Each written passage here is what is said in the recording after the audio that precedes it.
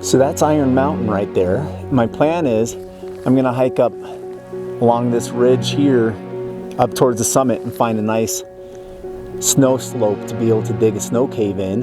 I'm gonna spend the weekend up there in a snow cave and taking photographs, and I hope to bring you along with me and I can teach you about my techniques to ensure all my photographs are sharp. And I'm really looking forward to having you with me, so let's head up that direction. Most of the time, the goal in landscape photography is to have pin-sharp images, where the closest thing in the foreground and the farthest thing in the distance is in focus. Like all rules, there are exceptions, which I will point out. This video will go through the steps to ensure that you get consistently sharp images and hopefully will help you establish a routine or a workflow so that it can become automatic. The first issue that can affect an image's sharpness is movement. There are two things that can be moving: your camera or your subject.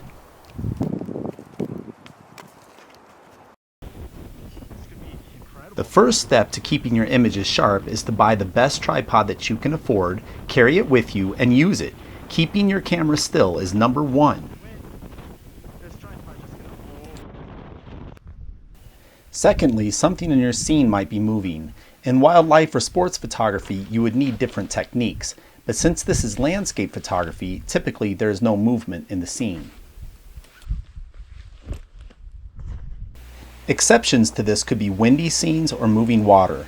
I will go into how to shoot in these two situations in future videos. For now, let's assume that the scene that you are shooting is still. With that assumption, you can set your camera to automatically set the shutter speed.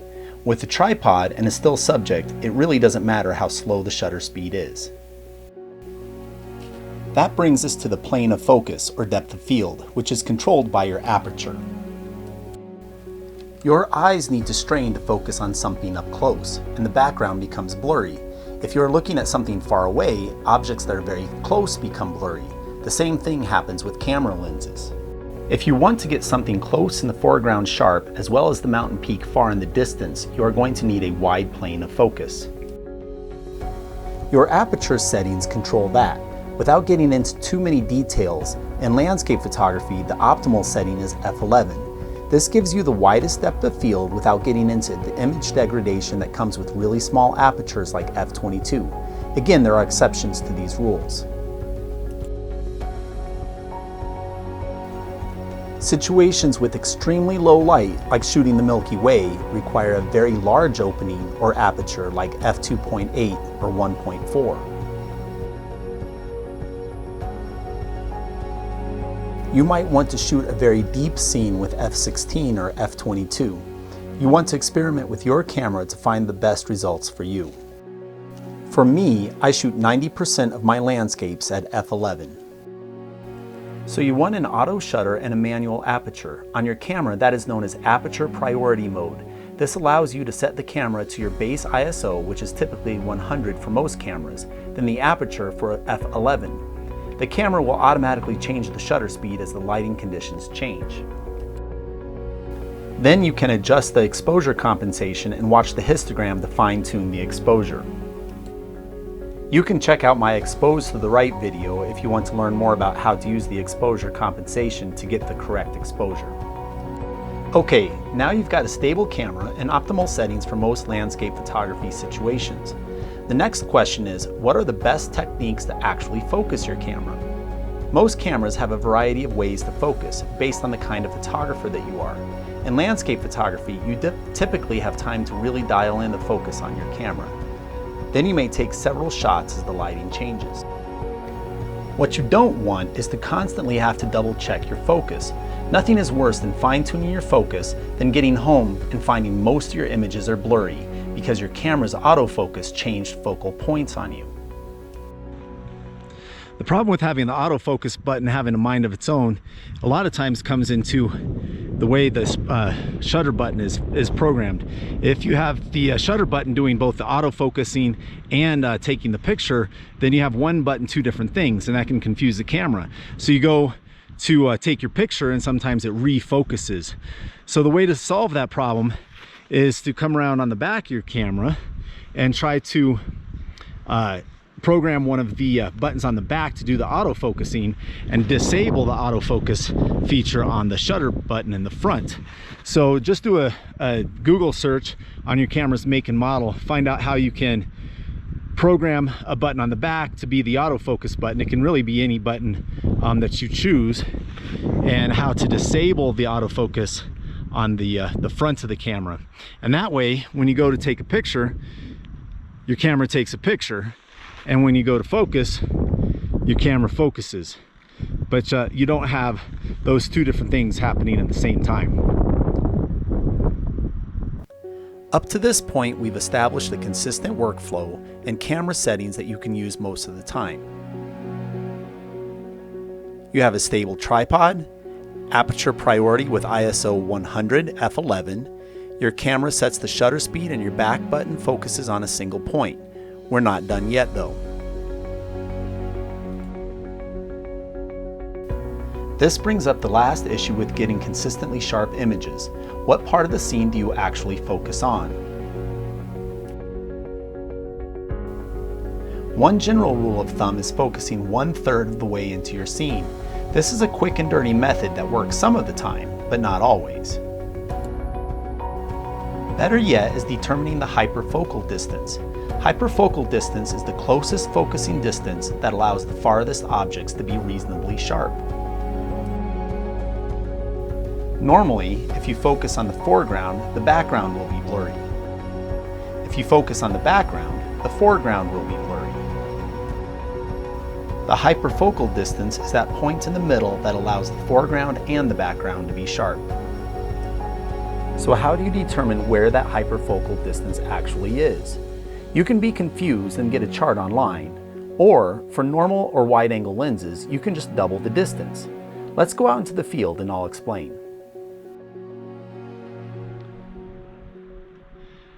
So I've got this composition lined up here that I want to take of this gully here that just kind of leads down into the valley and then up to Noku Crags there.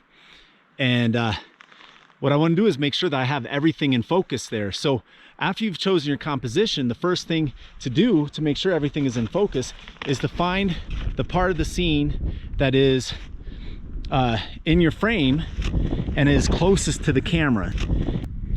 Is that the closest thing to my camera that is in focus is that branch right there, and everything in between the camera and here isn't even in the frame. So I've just kind of estimated over to that branch that's probably about 15 feet, 10 to 15 feet, probably about 15 feet. So what I'm going to do is I'm going to find an object that's about 15 feet away from that, and I can see there's a line of shadow right there, and there's kind of a twig sticking up out of the snow. That's about 15 feet from this branch here. So I'm just doubling the distance. I'm going to take the distance from the camera out to the closest thing in frame, and then I'm going to take the distance from that to my hyperfocal distance, and that's what I'm going to focus on. So I'm going to go ahead and turn my camera back on here, and I'm going to go ahead and focus right on, let's see if I can find it here. There it is.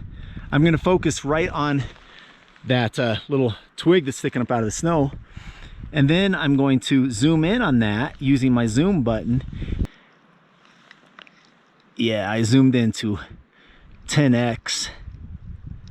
Now I got that perfectly in focus. Now usually the autofocus does a pretty good job, but by double checking, just fine tuning with your focal ring here, you're going to ensure yourself that you've got consistent results. So now in my composition, I'm going to have everything from that branch right there all the way up to the mountain in focus. And again, I did that by doubling the distance. I started from the camera out to the object that is closest to the camera, figured out that distance, and then I doubled that distance out to the twig, focused on the twig there, and now I know that everything from that twig all the way to infinity is going to be in focus, and everything from that twig to halfway back to the camera is going to be in focus.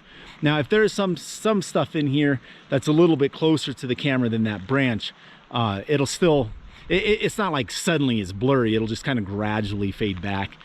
So that should be fine. And in this particular composition, I have snow here, which is pretty soft anyway.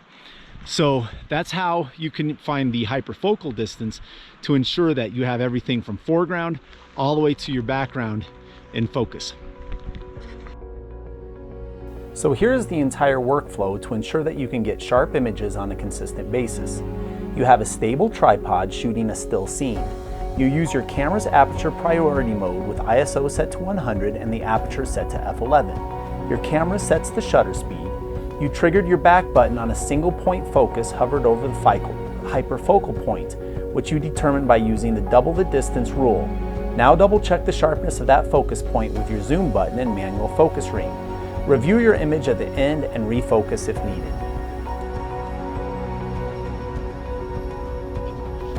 So while up on Iron Mountain, I did have quite the adventure with the whole snow cave thing. You can check out that video next week. Anyway, I learned a lot by making a 10-step workflow to ensure that I consistently get sharp photos, and I hope that it helped you as well. As always, I appreciate you watching. If you found this video interesting, please consider subscribing and clicking on the thumbs up. I really appreciate you, and I'll see you in the next video. Thanks.